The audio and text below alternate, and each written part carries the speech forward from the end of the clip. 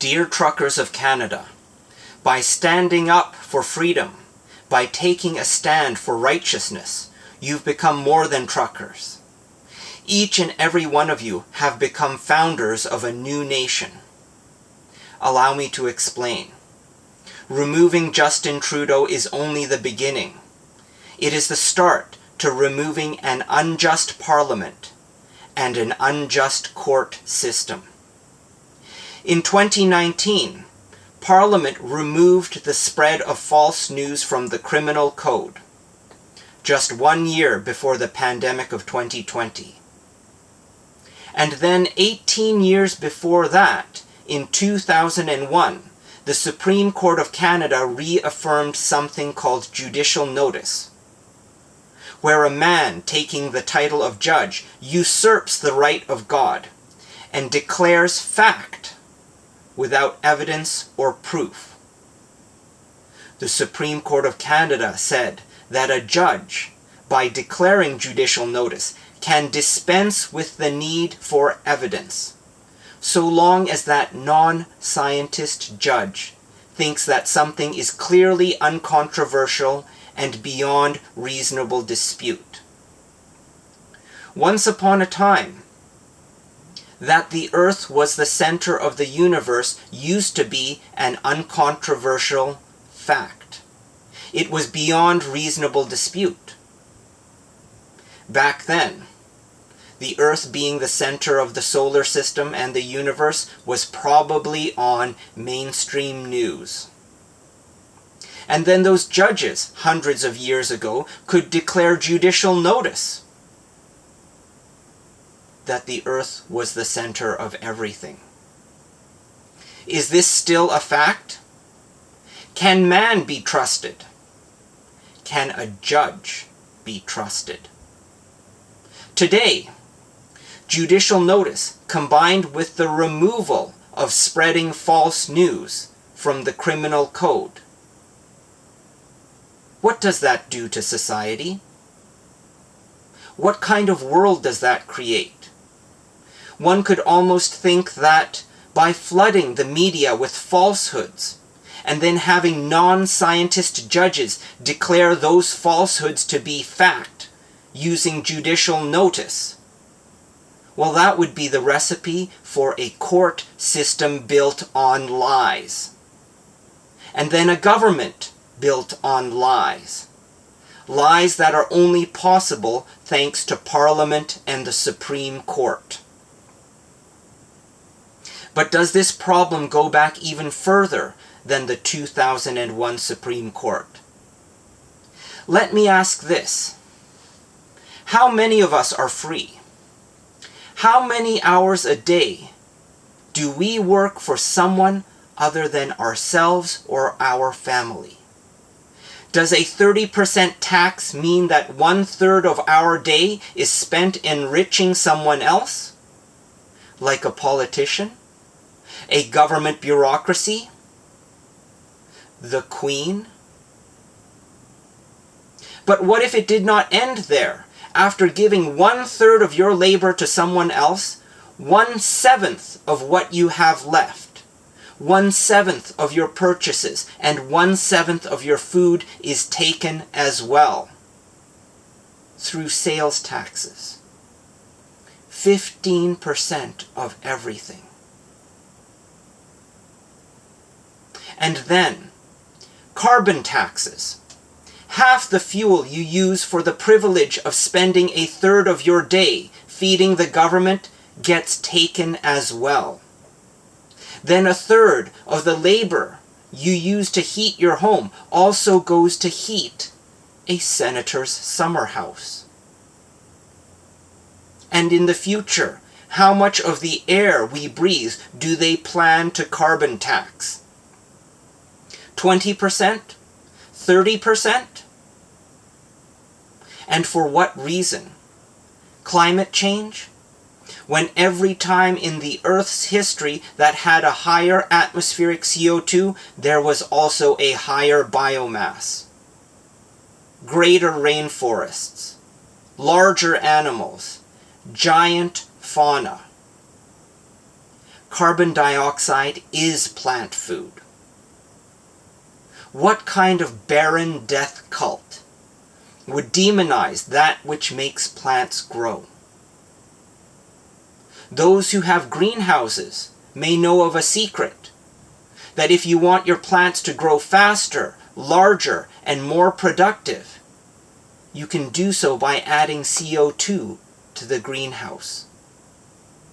And that greenhouse effect, where supposedly there is a pane of CO2 like a pane of glass above us that lets light in and then reflects it back down like a one-way mirror. Does that actually exist? When someone finally turns CO2 into a one-way mirror, please let me know. For that invention would surely win a Nobel Prize.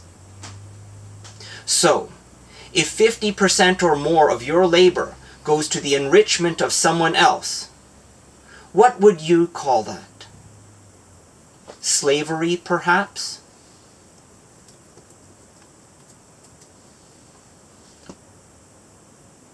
How did we get here? Have we been deceived? And what are the foundations of this deception? Could we have been cheated starting from the very ground we stand upon? When you want some land to grow food and raise your family, what do? Do you buy land? Do you pay money for land so that you may work and raise your family? Do you enslave yourself to a mortgage? And who are you paying? Do you think the Creator wants your money? Do you think Mother Earth wants your mortgage? Does the universe want your debt? Or is it someone else on the other side of an ocean who wants your money? Does she take your money for something she got for free 250 years ago? And then in her greed, she makes you pay taxes for having that land, living on that land, and keeping that land for your children. That is the profane foundation upon which today, this day, was built. Built by a greed that is unsatisfied by your money, ungrateful for your labor. And now it wants the very body that your soul lives in. It wants to dictate what you are allowed to put into that vessel that was given to you by the Creator. This greed wants to dictate how much you are allowed to live. It wants to monitor and tax your every breath. Have you ever read the patent about turning your body's activity into a cryptocurrency? They already want to turn you into money, disposable money. And what of those machines, those manacles some of us wear on our wrists? You know, those armbands that measure your heartbeat, how often you turn over in your sleep, and how much oxygen you consume. What do you think is the long-term plan for those shackles? Today it's injections, tomorrow food, and the day after tomorrow, slavery. The media already demonizes food. What you're eating has a carbon footprint. You have to pay carbon taxes for eating. They want you to pay a carbon tax for the privilege of living. Does the Creator collect taxes? Does Mother Earth take away from your table? Or does the Creator give? Does Mother Earth feed? And like any parent, happiness, enlightenment, and gratitude is all that is asked for in return. Such is a world founded upon love. Such is the foundation that the Creator and the earth want us to build upon. But beware of the merchants of greed. They will come to you with bribes.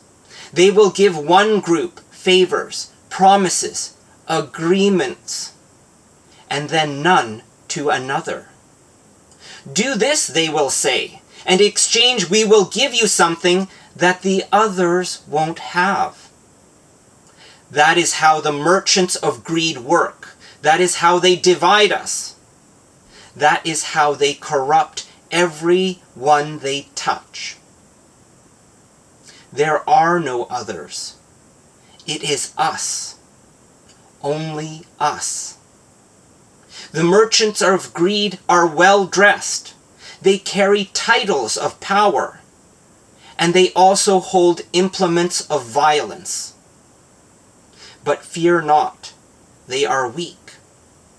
For if they cannot divide us into others, we win. We become the founders of a new nation.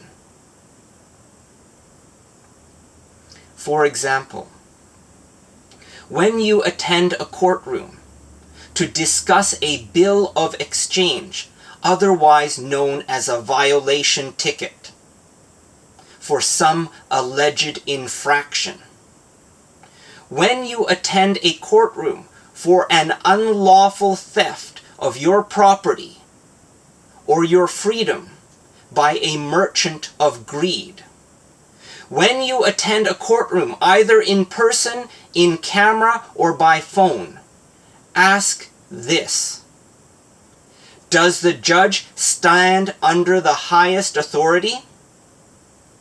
If the judge refuses to say yes, and offers some semantic substitute, ask again: does the judge stand under the highest authority, under the Creator God?